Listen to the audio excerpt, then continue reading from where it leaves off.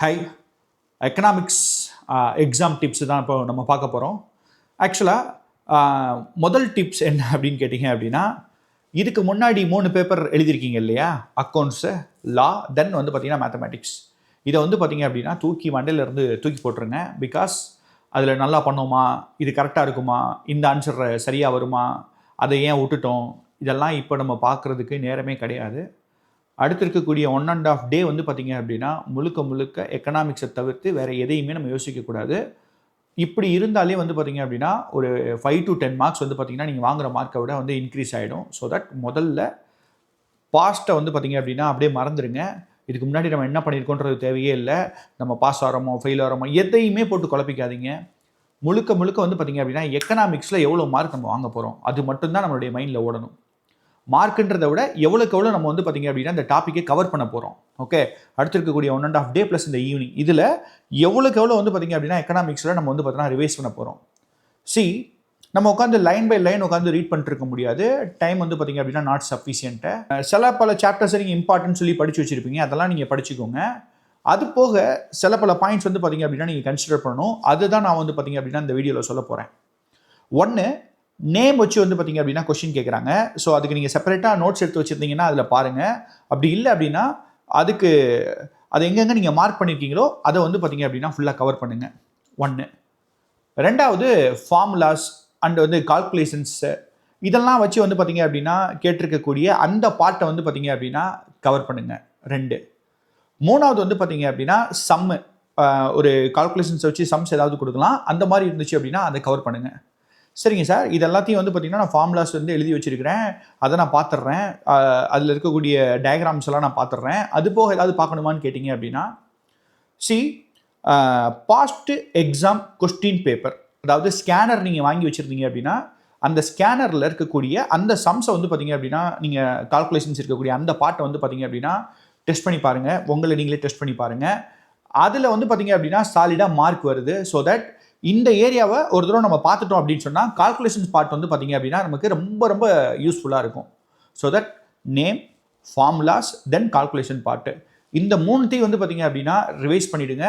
இதை ரிவைஸ் பண்ணாமல் விட்டுட்டோம் அப்படின்னு சொன்னால் அங்கே போய் நம்மளால் வந்து பார்த்திங்க அப்படின்னா எழுத முடியாது. சரி, 1. அதுக்கப்புறம் வந்து பார்த்திங்க அப்படின்னா past exam question paper, which means வந்து பார்த்திங்க அப்படின்னா ஸ்கேனரில் இருக்கக்கூடிய கொஸ்டின்ஸ் எல்லாம் ஒரு தடவை வந்து பார்த்திங்க அப்படின்னா கோத்ரூ பண்ண பாருங்கள். அதில் இருக்கக்கூடிய கொஸ்டின் ரிப்பீட் ஆகுமா சார் அப்படின்னு கேட்டிங்கன்னா நமக்கு ரொம்ப லக் இருந்துச்சுன்னா ரிப்பீட் ஆக சான்சஸ் இருக்குது. அப்பார்ட் ஃப்ரம் தட் அதே மாதிரி இப்போ கால்குலேஷன்ஸ்லாம் வந்து பார்த்திங்க அப்படின்னா அதே மாதிரி வந்து பார்த்திங்க அப்படின்னா வேறு விதமான சம் கேட்கறதுக்கான chances will be there. So that அதுக்கு வந்து பார்த்திங்க அப்படின்னா அது யூஸ்ஃபுல்லாக இருக்கும். ஏன்னா இப்போ நம்ம போயிட்டு என்ன பண்ண முடியாது அப்படின்னா லைன் பை லைன் ரீட் பண்ணிட்டு இருக்க முடியாது. ஸோ நம்ம எதை தான் பார்க்க முடியும் அப்படின்னா மெயினாக நீங்கள் எங்கெல்லாம் அண்டர்லைன் பண்ணி எதெல்லாம் முக்கியம்னு எடுத்து வச்சுருப்பீங்க இல்லையா, அதை பார்த்துடலாம். 1. ரெண்டாவது வந்து பார்த்திங்க அப்படின்னா பாஸ்ட் எக்ஸாம், நான் சொன்ன மாதிரி வந்து பார்த்திங்கன்னா பாஸ்ட் எக்ஸாமில் என்னெல்லாம் நமக்கு கேட்டிருக்காங்களோ இதை வந்து பார்த்திங்க அப்படின்னா ஒரு தடவை பார்த்துருங்க. 2. மூணாவது என்ன சொல்கிறேன் அப்படின்னு கேட்டிங்க அப்படின்னா மாடல் டெஸ்ட் பேப்பர்னு சொல்லிட்டு வந்து பார்த்திங்க அப்படின்னா ஒரு 10 விதமான மாடல் போட்டிருப்பாங்க. ஏற்கனவே நீங்கள் பார்த்துருந்தீங்கன்னா ஓகே, பார்க்கல அப்படின்னு சொன்னால் அட்லீஸ்ட் அந்த கால்குலேஷன்ஸ் பார்ட் ரிலேட்டடாக என்னெல்லாம் கேட்டிருக்காங்க அப்படின்றத மட்டும் ஒரு தடவை பாருங்கள். எந்த விதத்துலையும் வந்து பார்த்திங்க அப்படின்னா கொஸ்டின்ஸ் ரிப்பீட் ஆகுமான்னு கேட்டால் அதெல்லாம் நமக்கு தெரியாது. பட் இதெல்லாம் நீங்கள் பார்க்கும்போது இல்லை உங்களுக்கு வந்து ஒரு ஓவரால் ஒரு கவரேஜ் வந்து பார்த்திங்க அப்படின்னா கிடைக்கும். நெக்ஸ்ட்டு ரொம்ப முக்கியமான பாயிண்ட் என்ன அப்படின்னு கேட்டிங்கன்னா நம்மளுடைய ஐசிஐ வெப்சைட்டில் சாரான்ஸ் அப்படின்னு சொல்லிட்டு வந்து பார்த்திங்க அப்படின்னா ஒரு 68 பேஜில் எக்கனாமிக்ஸ்க்கு வந்து பார்த்திங்க அப்படின்னா போட்டிருப்பாங்க. அதில் ஓவரால் எல்லா டாப்பிக்கை பற்றியும் வந்து பார்த்திங்க அப்படின்னா போட்டிருப்பாங்க. ஹைலைட்டட் பாயிண்ட்ஸ் எல்லாமே அதில் இருக்கும். ஸோ அதை ஒரு தடவை வந்து பார்த்திங்க அப்படின்னா நீங்கள் கோத்ரூ பண்ணுங்கள். அதுவும் வந்து பார்த்திங்க அப்படின்னா உங்களுக்கு ரொம்ப ஹெல்ப்ஃபுல்லாக இருக்கும். இதெல்லாம் போக நீங்கள் தனியாக நோட்ஸ் எடுத்து வச்சுருப்பீங்க இல்லையா, அதை வந்து பார்த்திங்க அப்படின்னா கோத்ரூ பண்ணுங்கள். எக்கனாமிக்ஸை பொறுத்த வரைக்கும் நான் சொல்கிறேன், இது வந்து ஒரு ஸ்கோரிங் பேப்பர். எப்படி வந்து பார்த்திங்கன்னா சிஏ ஃபவுண்டேஷனில் அக்கௌண்ட் ஸ்கோரிங் பேப்பரோ அதே மாதிரி வந்து பார்த்திங்க அப்படின்னா எக்கனாமிக்ஸில் இதுவும் வந்து ஸ்கோரிங் பேப்பர். இந்த ஸ்கோரிங் பேப்பரை பொறுத்த வரைக்கும் நீங்கள் புரிஞ்சிக்க வேண்டிய மெயின் பாயிண்ட் என்ன அப்படின்னு கேட்டிங்கன்னா ரொம்ப நல்லா தெரிஞ்சிச்சு அப்படின்னு சொன்னால் எழுதிருங்க.